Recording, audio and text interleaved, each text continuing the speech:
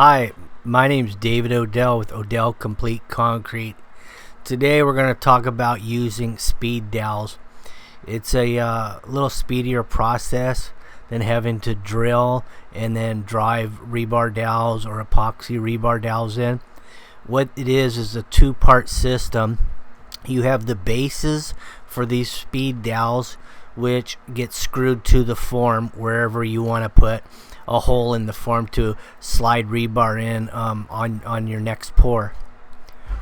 So I've got these spaced at 30 inches, and these are designed for 3/8 inch diameter rebar.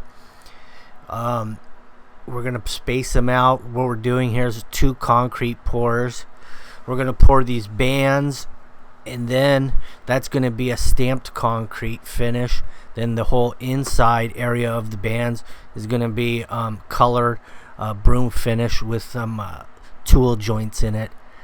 So we could have just formed this up regular and then not used the speed dowels, and then we could have came back, stripped the forms, and then drilled into the concrete, but it would have been approximately 100 times we would have had to drill.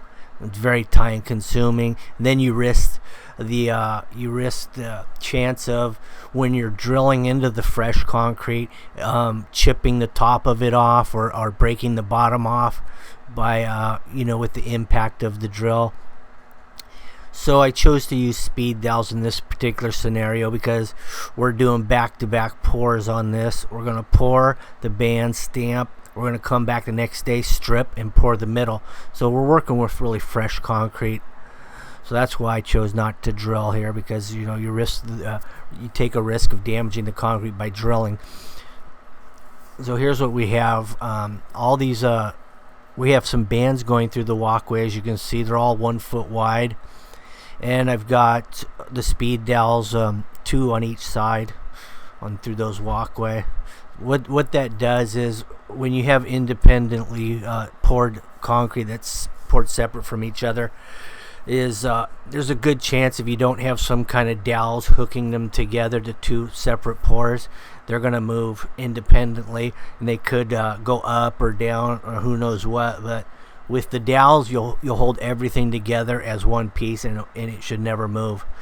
So as you can see, we're starting to pour here, and what we're doing is pewter is the color. Davis makes that color. It's a light gray basically, and that's mixed into the concrete. The concrete goes in really dark initially, and after about 30-45 days you'll get your final color result. So here you are stripping the forms, and there's your bases that are reusable. And what I did is I used screws to hold them to the form.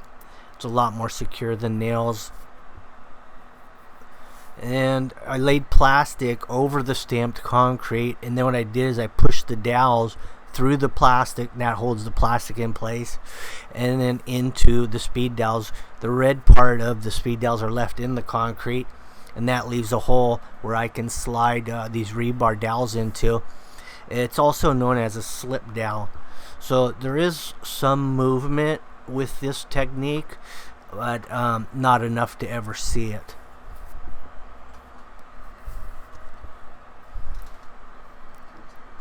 Anyway, thanks for watching my video. If you have any questions or comments, don't hesitate to contact me. Thank you for watching the video.